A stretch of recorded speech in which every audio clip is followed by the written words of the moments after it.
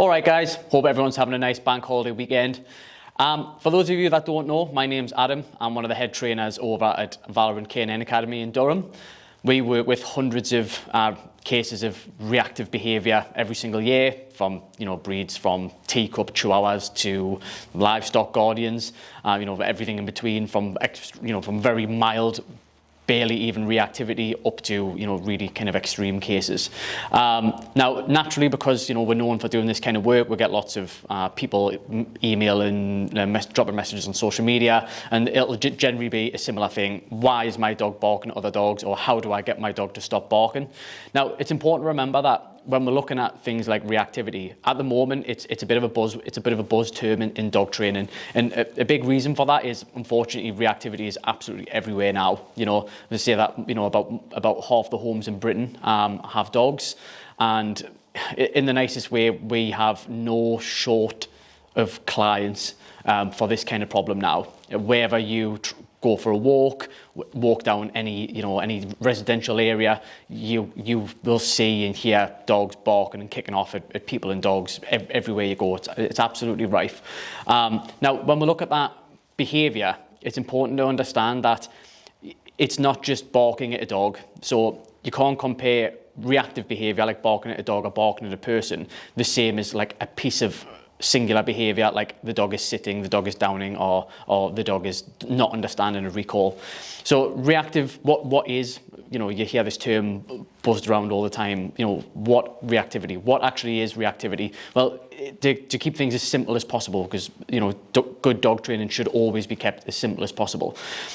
Reactivity it's effectively an overreaction of either fear or frustration towards a given circumstance or thing. So the dog is on a leash or off a leash and sees another dog or person or bike, car, whatever it might be, and that elicits a strong feeling of fear or frustration, which typically kicks fight and flight in. Dog will either start barking and lunging and snarling and trying to bite, or the dog will go into a bit more of a shutdown, hit the end of the lead, try and hide behind her owner, quiver, try and hide under a car, whichever one's kind of triggered in the dog. Okay, so reactive behavior is just effectively where the dog changes its behavior in any given moment because there's a presence of something that is ultimately just bothering the dog. All right, so a lot of owners get in touch naturally because it's a big problem. It kind of excludes you from society a lot of the time. People can't take the dog for a walk. They're getting up at 5 o'clock in the morning, going out at 12 at night, all this craziness, because ultimately the dog's just that reactive that they're just trying to avoid everything and they don't know what to do. And, so naturally we receive those messages that are, how do I get my dog to stop barking? Now, it's important to remember that the dog is barking because of a strong emotional response. It's not just something the dog fancies doing, all right? And whenever we have like a strong emotional response to something, you have to look at the core of what it is. So we don't just address the fact that the dog barks as a singular behaviour. We'll have to address why the dog feels the need to be barking, okay? So you have to identify why the dog is barking. Is it coming from fear, insecurity, frustration? Is it just a learned behaviour? Is it just kind of like pushiness? You have to kind of be able to look at the dog and identify why the dog's doing what it's doing to then start to kind of reprogram a better response, all right? Now, some dogs that come in for training, it is as easy as telling the dog, look, I don't like you doing that behaviour. You need to pick something else, and teaching a simple behaviour, and the dog just goes, okay, right, sorry, didn't realise I wasn't supposed to do that, which sounds ridiculous, but we do get that a lot. However, there are other dogs where their reactive behaviour is really coming from a strong emotional place, and there's a lot of things to kind of unpick and address to actually make meaningful progress in that area, okay? So I just want to outline a few different things that we'll have to kind of look at. So if you have a reactive dog and maybe you've worked with trainers in the past, or maybe you've been too scared to work with one, or you've just been trying to plod away and do it yourself, or you have no idea where to even begin, hopefully this video is a good little starting point for you to at least understand the reactive behaviour, so you can start putting things into some sort of progress to try and move forward with your dog, okay? So when we look at reactive behaviour, if you imagine it, the reactive behaviour is the kind of is what we call the presenting behaviour. It's the part of the problem where it's bad enough where you notice it. But in many cases with dogs, there's a lot more to it than that. So the presenting behaviour is just a symptom of a greater problem. And in many cases, there's many problems that all kind of bleed into this one big issue that you're having, okay? So what I want to do is just quickly kind of outline some of the different areas or components of the dog's kind of life and day-to-day, where you really need to kind of look at them first and foremost and just ensure that that there's not big gaps, because I guarantee when I go through some of the things in this list, there will be many gaps for most people, because a lot of reactive dogs are reactive because there's many different components that we haven't really got right, and they all create this total picture of reactivity in the end, okay? So the first one that I want to kind of talk about is over and under socialization. In my opinion, this is the biggest cause of reactivity in general. So, you know, let's say you get a dog from a puppy, and you know you've got the critical socialization period. You know, a puppy learns the vast majority of its social skills very, very young. Okay. Unfortunately, the vet's advice is that you can't take the dog out or do anything with them until the dog's fully vaccinated, which in many cases is you know, sometimes 16 weeks old, maybe even later. The reality is most dog trainers will agree that that's not correct. What you need to be doing with a puppy, even if it's not fully vaccinated, is you need to be getting it out, you know, in safe places. Don't take it to, you know, piss-infested farms and things like that. Use some common sense like anything else. But take the dog out and introduce them to some, you know, safe, novel dogs. Introduce them to certain people, you know, but be selective as to the experiences you give a young dog. So don't go and introduce the dog to a dog that's a mental case that's going to put pressure on your puppy and knock it over and give it a bad experience. And, you know, when it comes to people, don't put your puppy around, especially if the pups are maybe a little bit nervous, don't put them around very loud, brash people and, you know, give them a bad experience that way. Certain breeds require more socialization than others. So a lot of dogs that are a bit more naturally suspicious and defensive. So you have your, dogs like your shepherds, collies, bull mastiffs, things like that. They tend to have a little bit more of a leaning towards defensiveness and suspiciousness. You know, Dobermans, Rottweilers, guarding breeds typically. They're going to need more socialization to avoid reactive behaviour later, because their natural leaning is going to be towards that of suspicion. All right. So that's really important to get right when they're very, very young, because when the puppies, they're like sponges, very malleable. As the dog begins to age, the amount of success you can have with creating positive social experiences does reduce. It gets harder. So at a young age with your pup, especially if you've got a pup that has a bit more of a natural leaning towards suspicion, you really want to focus and prioritise on that, because that's in my opinion, that's the number one cause of reactivity, especially in shepherds and things like that later. All right. Another thing is the genetics of a dog. Now, unfortunately, because of bad breeding practices and other things like that, the dogs these days are being bred more and more for aesthetics and less for temperament. And the effect that has is, you know, you maybe get better looking dogs over time, but the actual temperament, which is what really matters in the dog, the personality of the dog, is getting weaker and weaker and weaker. The amount of dogs that we're seeing come through our doors with really weak temperaments that can't handle stress, pressure, environments, people, is really worrying, really worrying.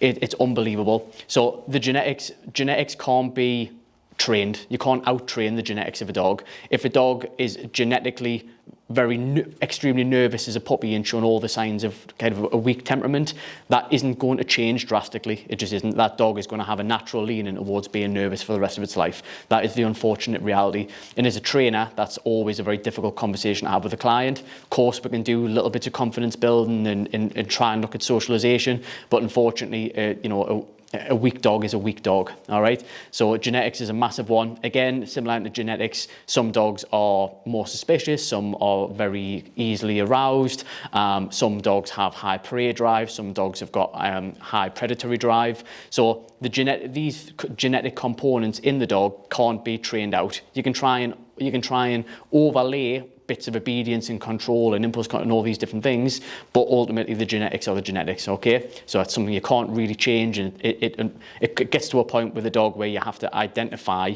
the dog's genetic limit the ceiling on that dog based on the genetics and kind of formulate structure and a plan around what the dog actually is. You can't push a square peg through a triangle hole. All right. Another one, impulse control, or generally lack of impulse control.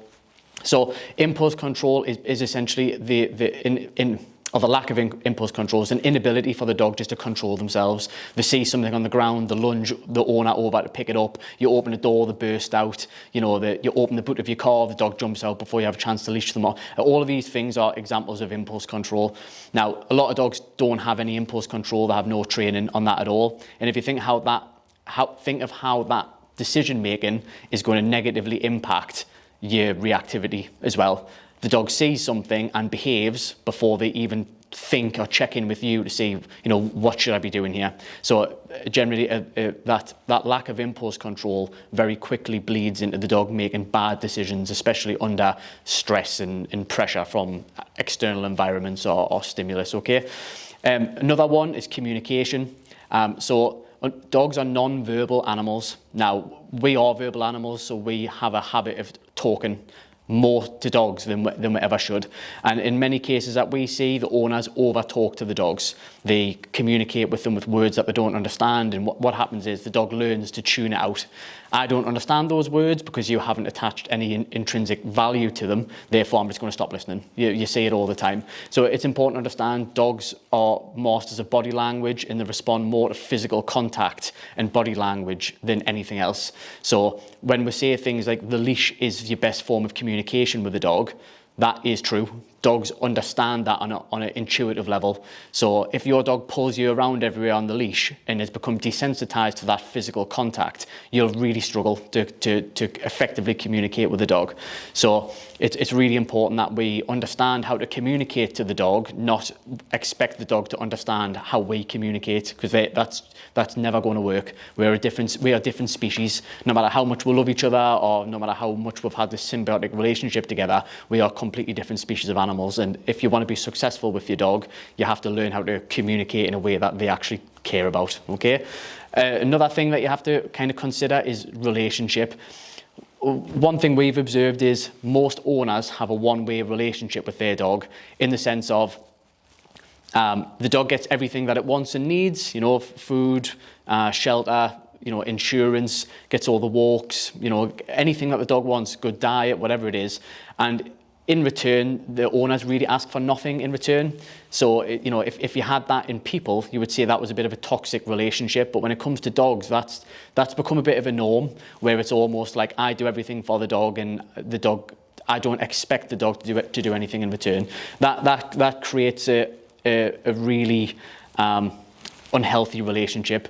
With certain dogs, it won't matter. If you have a very easy, docile dog that just plods through life and doesn't really ask for anything and isn't pushy and isn't reactive and, isn't guarding and all that kind of stuff, fine. I really couldn't give a shit, to be honest.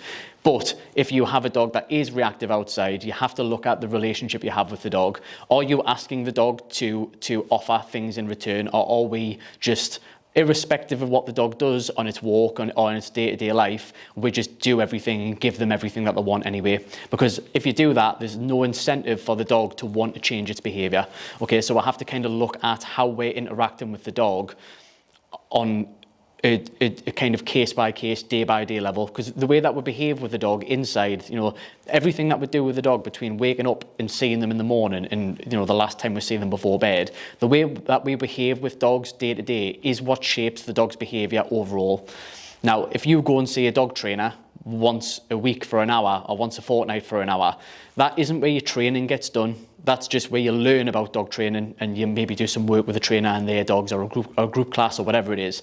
But ultimately, the way that you live with your dog is what will shape that dog's overall temperament. So we'll have to kind of ensure that we are not creating an unfair, toxic relationship, and we're actually creating a relationship where you give to the dog, but they also must give in return. That's a much healthier picture overall. Another thing that we can look at is motivation. So one of the things that we get asked all the time is, what's the best and worst breeds to train? And I say to people, generally speaking, it's nothing to do with breed. It's everything to do with the motivation of the dog, or lack of. If I could have a dog turn up here where the dog is severely out of control, but if the owner says, oh, my dog loves to work for food, my dog loves to play with the ball, play a tug, the training's easy. It's no problem whatsoever. If the dog has motivation, it's so much easier to modify behaviours, to teach new bits of obedience, whatever it is.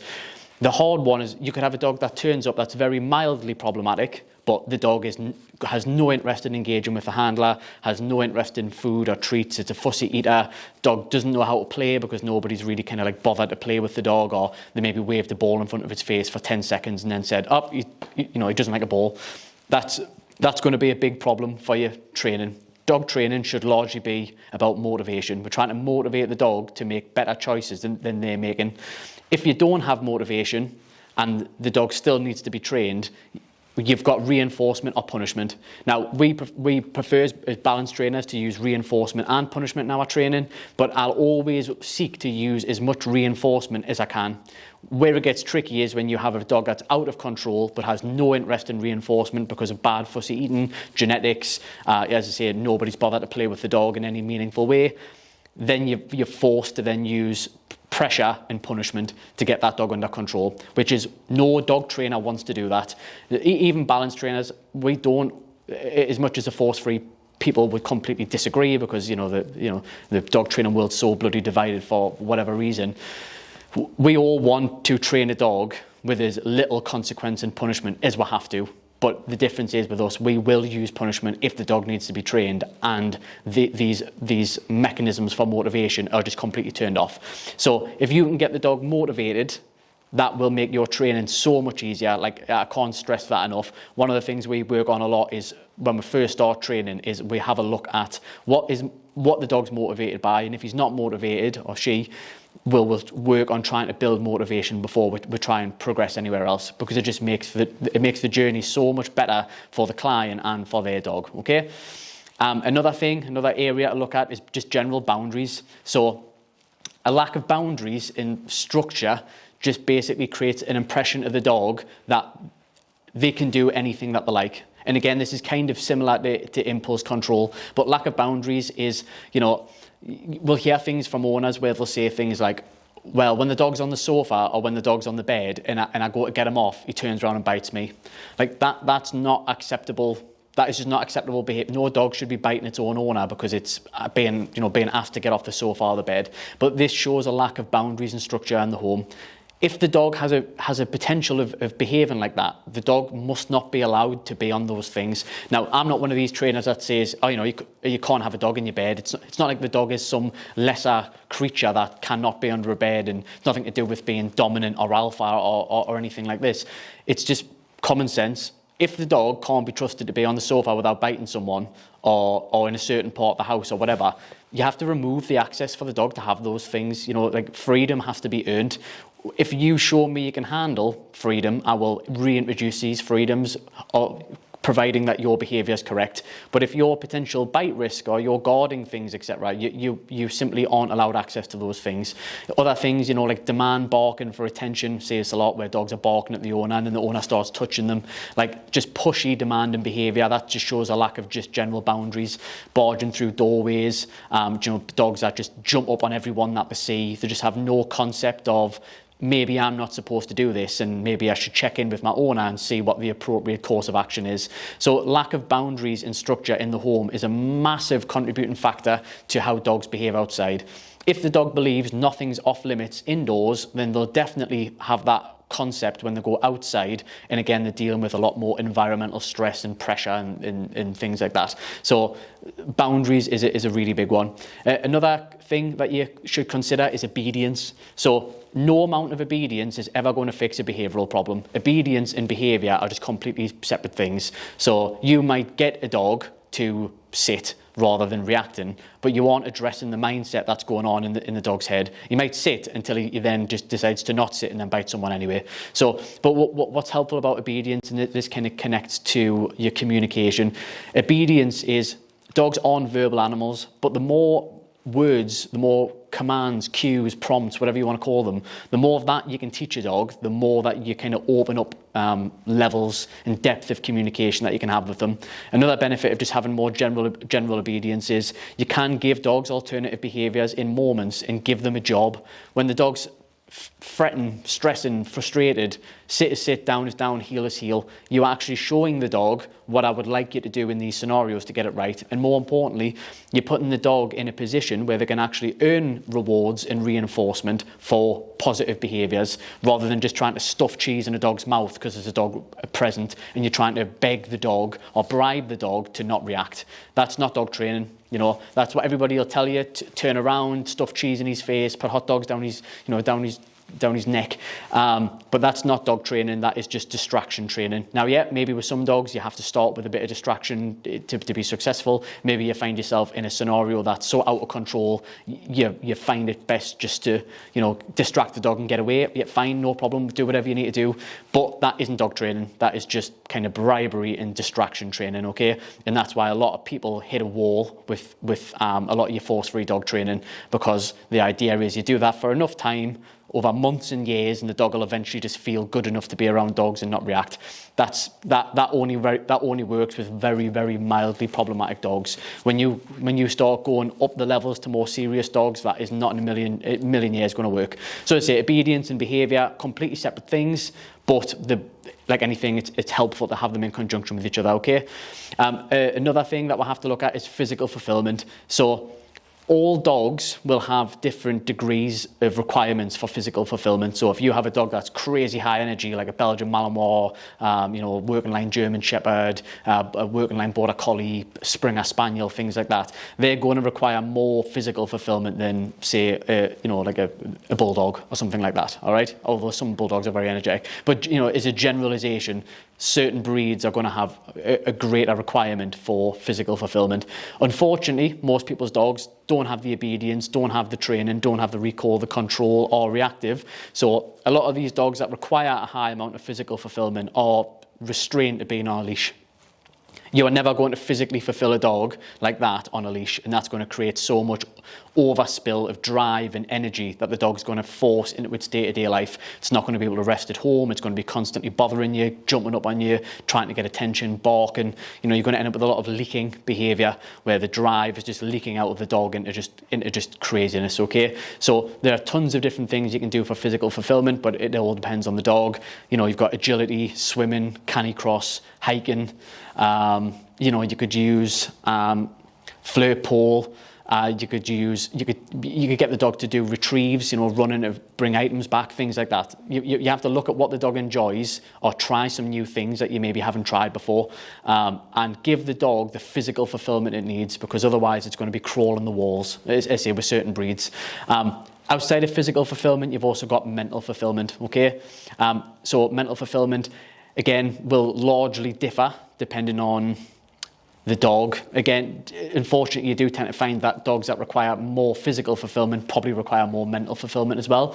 Not always, but they generally will. So again, what can you do for mental fulfillment? Now, you hear this all the time, enrichment.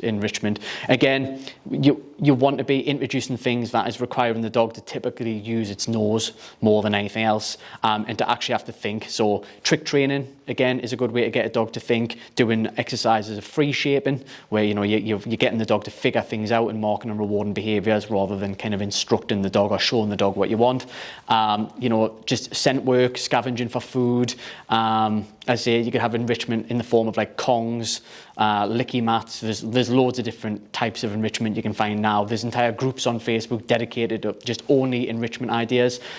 Give them, if you've got a terrier, give them cardboard boxes to rip up and disembowel.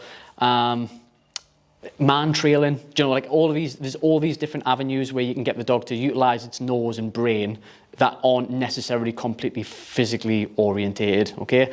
So I just wanted to, this video is already very long, well done if you've even made it this far, to be fair, but I just wanted to kind of highlight, we need to look at all of these different areas. If you have a reactive dog, you need to not look at it as, why is my dog barking at other dogs? That is how, when you notice the problem, but the problem is all of these different facets. And if you have big gaps in these different facets, that's what you need to be focusing on to actually make meaningful progress with the dog's mental state, which is causing the reactivity, okay?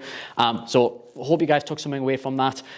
If you're having trouble with reactivity and you need extra help with it, feel free to get in touch with us. Feel free to join our online academy where you can watch more videos like this and you can learn more in depth about these different areas and what you should be doing, okay? Hope everyone's having a great weekend, and I'll speak to you in the next video.